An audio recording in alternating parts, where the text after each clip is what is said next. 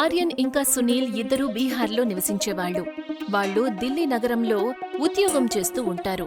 వాళ్ళిద్దరూ ఉదయాన్నే ఆఫీస్ కోసం బయలుదేరబోతూ ఉంటారు. అంతలో వాళ్ల ఇంటి యజమాని వాళ్ల గదిలోకి వచ్చి వాళ్లతో ఇలా అంటుంది, మీరిద్దరూ నాకు 2 నెలల ఇంటి అద్దె ఇవ్వలేదు, ఎప్పుడిస్తారు చెప్పండి. అది కొన్ని రోజుల్లో మేము అద్దెను చెల్లించేస్తాం. చూడండి, మీరిద్దరూ ఈ నగరానికి కొత్తగా వచ్చారు, అందుకే మీకిక్కడి నుంచి ఎక్కువగా ఏం తెలీదు. మీరు ఏం చెప్పాలనుకుంటున్నారు? చూడండి, మీరిద్దరూ లేట్ నైట్ రావడం నాకు కొంచెం కూడా ఇష్టం లేదు. అందుకని ఆఫీస్ నుంచి తిన్నగా ఇంటికి రండి. ఈ మధ్య పరిస్థితులు బాలేదు. సునీల్ ఇంకా ఆర్యన్ ఇంటి నుంచి బయటికి వెళ్తారు. బయటికి వెళ్ళాక ఆర్యన్ సునీల్తో ఇలా అంటాడు, అరే ఏంటిది, ఇవాళ మన ఇంటి యజమాని మనకు ఆర్డర్ వేసింది ఇంటికి త్వరగా రావాలి అని. ఇవాళ నా ఫ్రెండ్ బర్త్డే పార్టీ ఉంది. ఎందుకు టెన్షన్ పడుతున్నావు? ఇవాళ రాత్రికి లేటుగా వచ్చినప్పుడు ఇంటి యజమానికి చెప్పేసేద్దాం మనం మన ఫ్రెండ్ బర్త్డే పార్టీకి వెళ్ళామని. దాని గురించి తను తప్పుగా ఎందుకు అనుకుంటుంది? సాయంత్రం ఆఫీస్ అయిన తరువాత వాళ్ళిద్దరూ తమ ఫ్రెండ్ పార్టీకి వెళ్లిపోతారు. తిరిగి రావడానికి వాళ్ళిద్దరికీ చాలా టైం పడుతుంది. వాళ్ళిద్దరూ మందు తాగిన మత్తులో ఉంటారు. రాత్రి 12 అవుతుంది.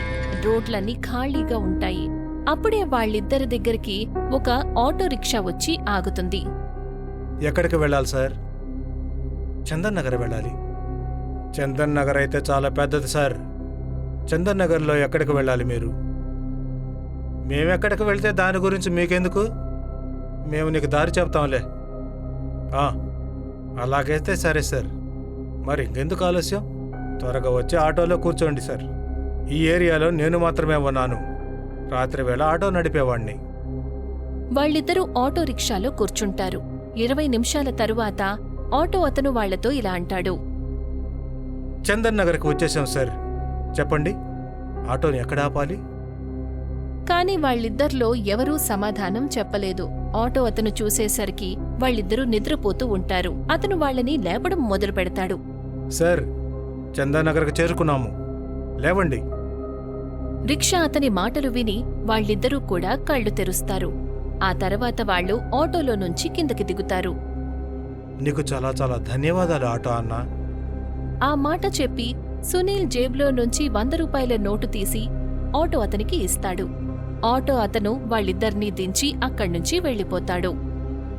మనం అసలు ఎక్కడ దిగేమో అని మనకు తెలియడం లేదే. ఎక్కడికొచ్చాం మనం?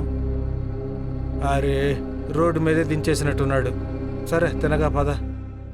వాళ్ళిద్దరూ కొంత దూరం నడుస్తారు. అంతలో వాళ్ళిద్దరికీ ఎదురుగా ఎంతో మంది జనాలు ఉన్నట్టు కనిపిస్తుంది. ఇక్కడ ఎంతమంది జనాలు ఎందుకున్నారు? ఇది ఏదో సినిమా థియేటర్ లాగుంది. ఇక్కడ పిక్చర్ వేస్తున్నట్లున్నారు. అరే వా, పద, ఇవాళ నైట్ షో చూద్దాం. లేదురా, నాకు మూడ్ లేదు. ఒక పని చేద్దాం, పిక్చర్ రేపు చూద్దాము. ఇప్పుడు మనం రూమ్కి వెళ్ళిపోదాం. సునీల్ గడియారం చూసి ఇలా అంటాడు, టైం ఇప్పటికే రాత్రి 12 అయిపోయింది. ఇంటి యజమాని మన కోసం తలుపు తెరుస్తుందో లేదో, అందుకనే నేను చెబుతున్నాను ఇక్కడే టైం గడిపేద్దామని. ఉదయం 4 గంటలకు వెళ్దాం. అప్పుడైతే ఓవర్ టైం చేసామని చెప్పొచ్చు. నేను వెళ్ళి టికెట్ తీసుకుంటాను. టికెట్ తీసుకోవడం కోసం సునీల్ ఎప్పుడైతే టికెట్ కౌంటర్ దగ్గరికి వెళ్తాడో అప్పుడు అక్కడ ఎవ్వరూ కనిపించలేదు. తను తాగిన మత్తులో కళ్లను పెద్దవి చేసుకొని డబ్బులను అక్కడ పెడతాడు. టికెట్ తీసుకొని తను ఆర్యన్తో పాటు హాల్ లోపలికి వెళ్తాడు. లోపల ఒక వ్యక్తి వాళ్ళిద్దర్నీ సీట్లో కూర్చోబెడతాడు. ఆర్యన్ అన్ని వైపులా తల తిప్పి చూస్తాడు. కాని అక్కడ ఎవ్వరూ కనిపించలేదు. బయట చాలామంది జనం ఉన్నారు అన్నావు, కానీ నాకు ఎక్కడెవరూ కనిపించడం లేదే. మన ఇద్దరం మాత్రమే ఉన్నాం. అరే, నువ్వేమనుకుంటున్నావు? నేనేమైనా సినిమా చూడడానికి టికెట్ తీసుకున్నానా? నేను కాసేపు ఏసీలో పడుకుంటాను. అంతలో ఆర్యన్ ముందు సీట్లో కూర్చుని ఎవరో ఒకావిడ తన వైపు రావడం చూస్తాడు. ఆవిడ జుట్టంతా చెరిగిపోయి ఉంటుంది.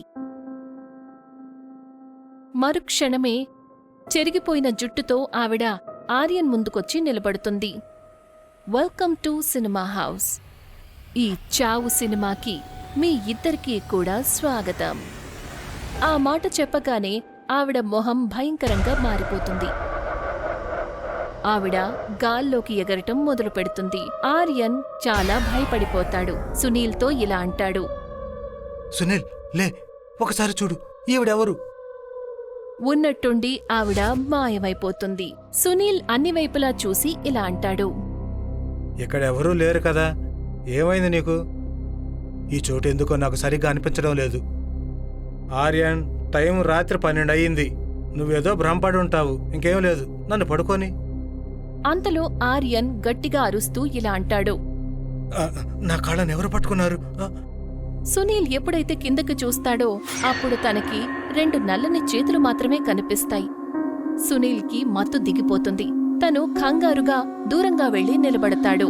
ఆర్యన్ కూడా లేచి నిలబడతాడు. ఇక్కడేదో గందరగోళంగా ఉంది. బహుశా మన ఇద్దరం ఎక్కువ తాగేసినట్టున్నాము. ఇవాళ ఏం జరుగుతుందో తెలియడం లేదు. సరే, నేను మొహం కడుక్కొని వస్తాను. ఆర్యన్ మళ్లీ భయపడుతూ మూలకి వెళ్లి సీట్లో కూర్చుంటాడు. సునీల్ కూడా కంగారుగా టాయిలెట్లోకి వెళ్తాడు. ఎప్పుడైతే తను టాయిలెట్ తలుపుని తెరుస్తాడో అప్పుడు తనకక్కడ లోపల ఆర్యన్ కనిపిస్తాడు. నువ్వు ఇక్కడి నుంచి తిరిగి వెళ్ళే అవకాశమే లేదు. అది చూసి సునీల్కి పూర్తిగా మత్తు దిగిపోతుంది. తను తడబడుతూ భయపడుతూ పరిగెత్తడం మొదలు పెడతాడు. హాల్లోకి వెళ్తాడు. తనక్కడ చూసేసరికి ఆర్యన్ తన సీట్లో కూర్చుని ఉంటాడు. ఆర్యన్, ఇక్కడేదో గందరగోళంగా ఉంది, ఇక్కడి నుంచి త్వరగా పద. అంతలో సునీల్కి వెనక నుంచి ఆర్యన్ గొంతు వినిపిస్తుంది. ఎవరితో మాట్లాడుతున్నావు? నేనిక్కడున్నాను. సునీల్ ఎప్పుడైతే సీటు వైపు చూస్తాడో అప్పుడక్కడ ఒక ఎముకల గూడు కనిపిస్తుంది. ఉన్నట్టుండి హాల్లో పరిస్థితంతా మారిపోతుంది. హాల్ అంతా కూడా శవాలతో నిండిపోయుంటుంది.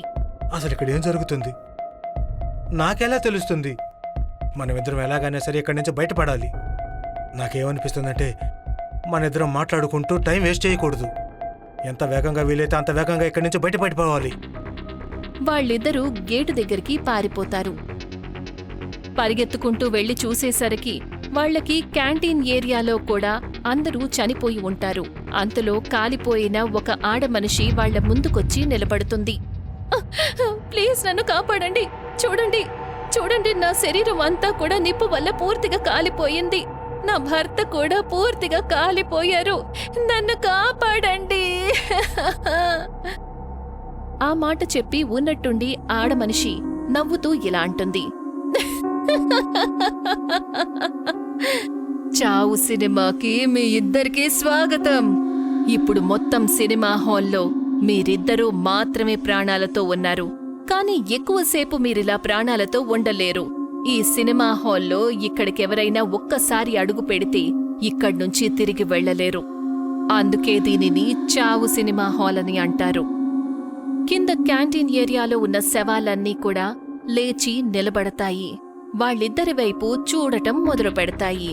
కాలిపోయిన మొహాలు, కుళ్ళిపోయిన శవాలు నెమ్మదిగా లేచి సునీల్ ఇంకా ఆర్యన్ వైపు నడుచుకుంటూ వస్తాయి.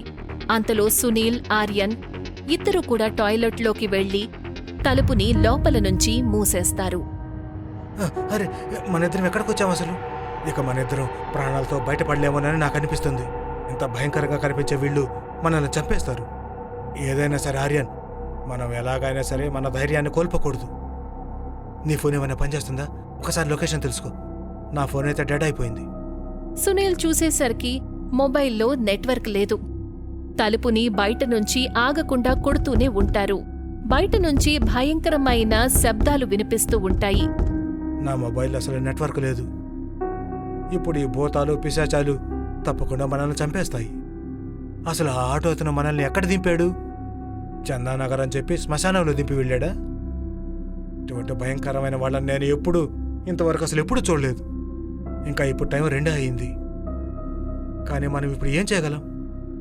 ఉన్నట్టుండి శబ్దాలు రావడం ఆగిపోతాయి. వాళ్ళిద్దరూ భగవంతుణ్ణి ఆపకుండా ప్రార్థిస్తూనే ఉంటారు. టైం 4 అయింది ఆర్యన్. మనం ఒకసారి చెక్ చేసి చూద్దాం. బయట నుంచి శబ్దాలు రావడం ఆగిపోయింది. తెల్లవారిపోతుంది. మనం ఇక్కడి నుంచి తొందరగా వెళ్ళిపోవాలి. కానీ కానీ కానీ బయట రాక్షస సైన్యం మొత్తం అక్కడే ఉంది. నేను చూస్తాను.